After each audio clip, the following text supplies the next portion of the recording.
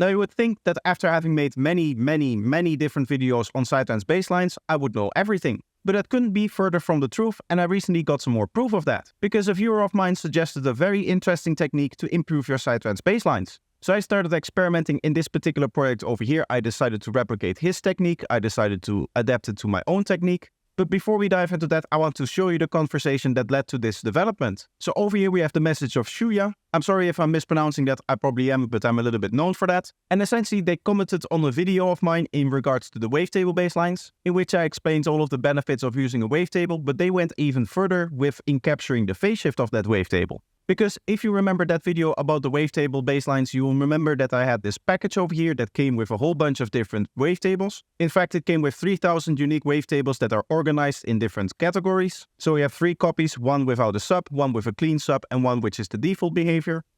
And that basically encapsulates a whole bunch of different phase shifting processes that I use to generate those wavetables. So that means that this bassline over here doesn't need any processing, and we just have to set up the filter envelope over here, and in this particular case I have separated the sub bass, so I can do a little bit of an extra trick with that. That involves having a separate volume envelope to the other harmonics of the bassline, but that means that within the effects over here, as well as in the chain, you'll see no additional phase shifting processing, so no multiband processing, no other tools being used for that kind of stuff. All of the phase shift that is happening on this bassline is coming directly from the wavetable. Well, at least almost everything, because there is this one filter over here, which definitely does phase shifts, as we can see over here. So of course this would be a problem for us. Now Shuya over here actually lays out the problem very neatly in this phrase over here. Pretty sure that most people with some technical interest notice at some point how filter movement creates pitch drift due to the nature of how filters work, I guess. Which is true, that is what the phase shift does. It changes positions of some of those harmonic, and in turn it pitches them around a little bit. So what they decided to do is you can encapsulate even that filter movement into the wavetable. And they lay out how to exactly do that over here, and then later on they also have some videos of the process. But we will first listen to the examples that they provided. So from what I can hear, this one with the rolling bassline is the best example of the effect. You can hear the difference between these two basslines is just going to be that the filter movement is captured into the wavetable.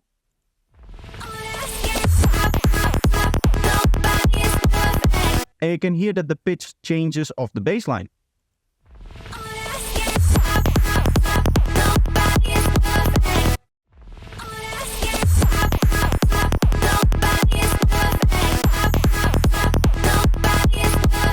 They also have another example over here which is a little bit longer, so I'm not going to play that one. If you want to hear all of these examples and you want to follow this thread from the start, what I'm going to do is I'm going to link to this message over here so that you can then just scroll down and read your way through this whole part. Because this is where a lot of the discussion happens that led to the creation of this particular video. Anyway, you can hopefully hear that there's that pitch difference between the two basslines in the two examples. While playing the example videos over here where it shows exactly what they're doing for the process will show that this is a process that takes some time. As you can see over here, the video explaining it is 10 minutes long.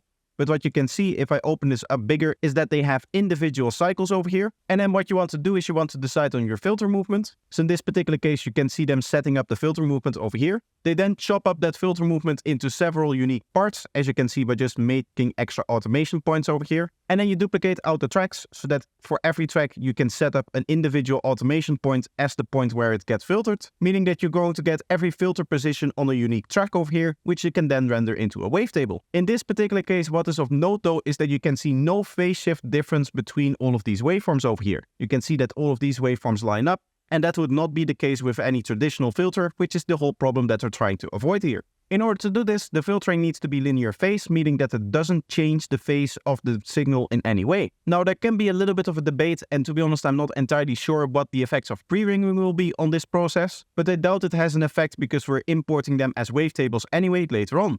So that is what you'll see is happening next. They are just importing the bassline as a wavetable. So once you have your wavetable imported, it should look somewhat like this. In this particular case, you can remove the last frame that they have over here and just end on a clean sine wave over here. But they're crossfading between all of them, as you can see by the numbers over here. And you'll find that they now have a bassline with some filter movement in there.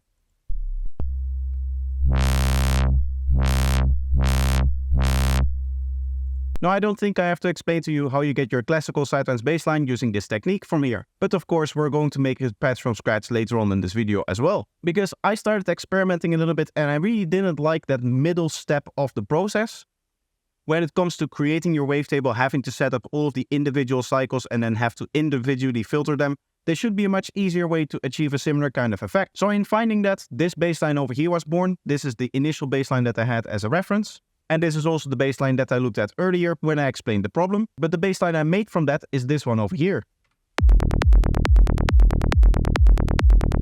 And this is indeed a baseline that has its envelope resampled. And we can see that the baseline really is just one filter envelope over here. You can see that the filter isn't even on. You can see no other effects in there. So what we're essentially doing is we're playing a Psytrance bass just through oscillators over here. In this case, it does still have its sub bass separated because that is the way I like to do it. I like that delayed sub bass effect that you get from this envelope over here being a little bit late. But now I can truly say that all of the phase shifting is happening in the oscillator itself, inside of the wavetable itself that it's using. And by morphing between that, you can see how clean this is. If I just morph it up, you can see that the spikes start to appear out of nowhere and then it goes down like this. There's no actual phase shift happening in between here. You can see that all of the harmonics stay in place. And you can hear that again in the difference in the pitches if we compare the two Psytrance basslines over here.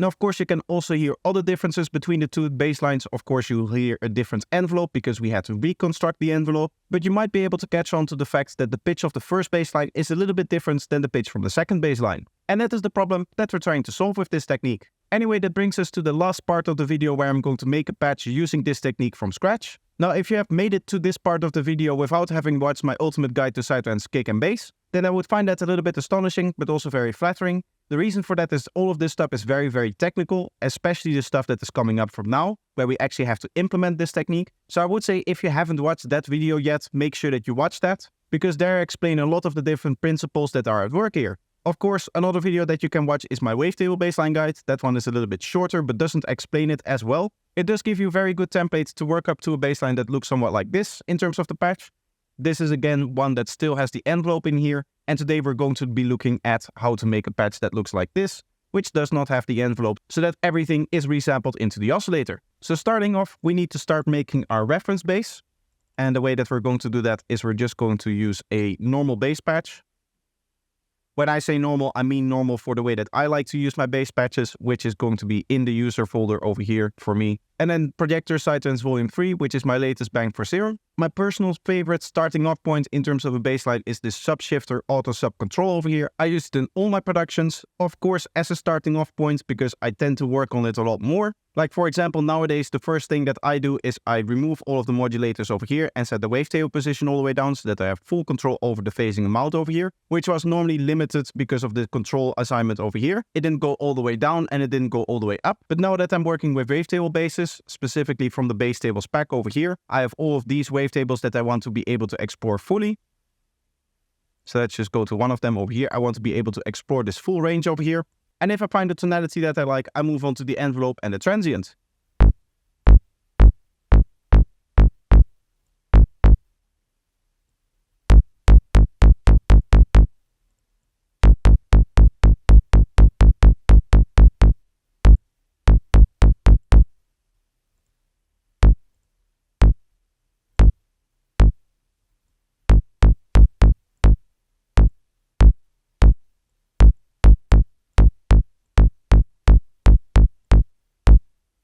Now, of course, this patch still has the filter on that, and if we want to resolve that, we actually have to go to a different synthesizer. So I'm just going to create a new track over here, and then I'm going to open up Vital, because Vital has a very cool feature that allows us to modify the wavetable exactly how we need to. So now that I'm in Vital, I'm going to try to find the exact same wavetable as I used before. Of course, we want the no sub version of the wavetable because the sub is separated.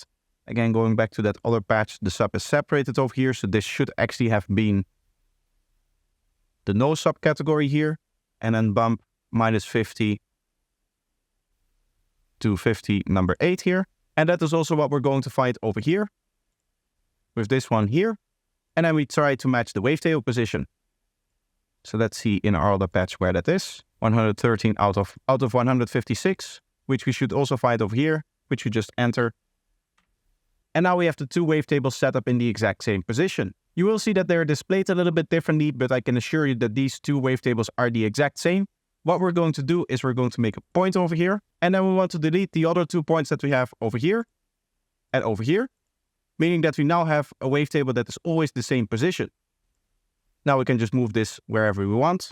It doesn't really matter. All that matters is that it stays the same waveform like this. And now in the modifiers, we can apply our filter, because in the modifiers over here, we have this frequency filter, and you can see it opens up by default with a low pass. And you'll see if I move this low pass around that there's no actual phase shift being applied. It's just changing the harmonics amplitude over here and leaving the phases down below alone. Of course, it is resetting some of the phases that you see over here, but those are not in use in here. Meaning that the part of the waveform that we actually hear is the part that is not being shifted, as you can see over here. Once a phase shift appears, it stays the same. That is essentially what we're looking for here.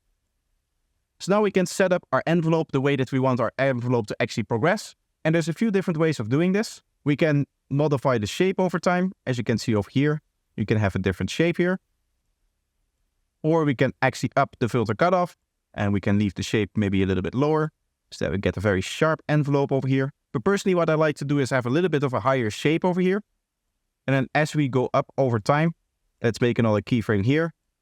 We just go up over time, and then we make this sharper as well. Like this.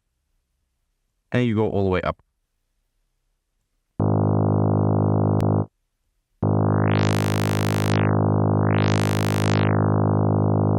Maybe over here we want a little bit of a lower cutoff.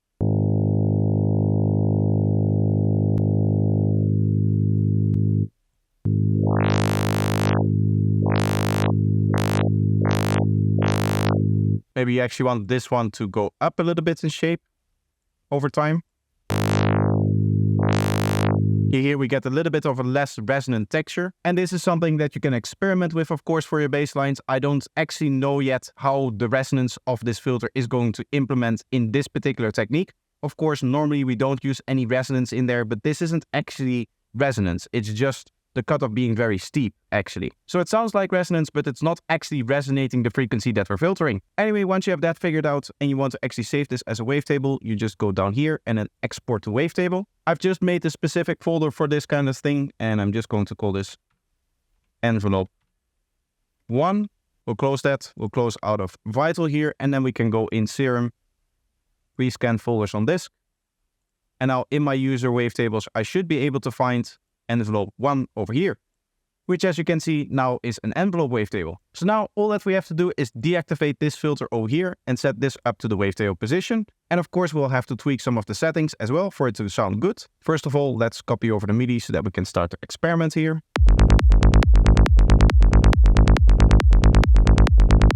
As you can imagine, it still sounds a bit wonky, so let's look into Psyscope to see exactly what is going on here.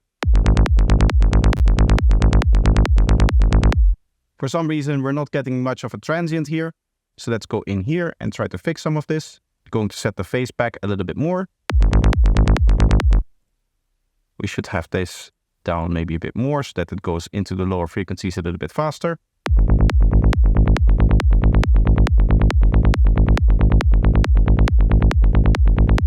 For some reason, it still feels a little bit swingy as well. Like it's doing it on the second one, which I don't know why it would do that. Okay, after a little bit of troubleshooting, I was able to get this.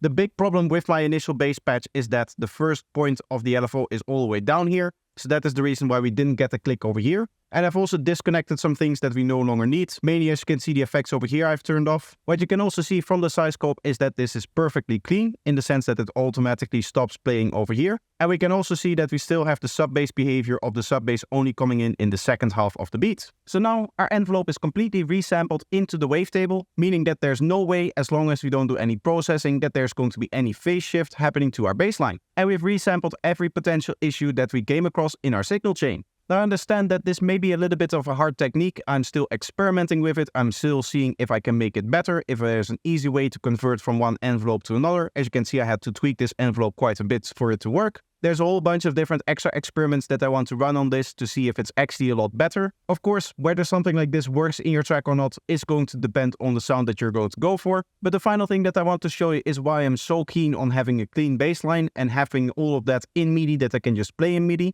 Because now that I can also do my kick drum with this kick drum plugin here in MIDI, I can do some very cool stuff, including this BPM riser from 138 BPM to 200 BPM, which is completely clean of course.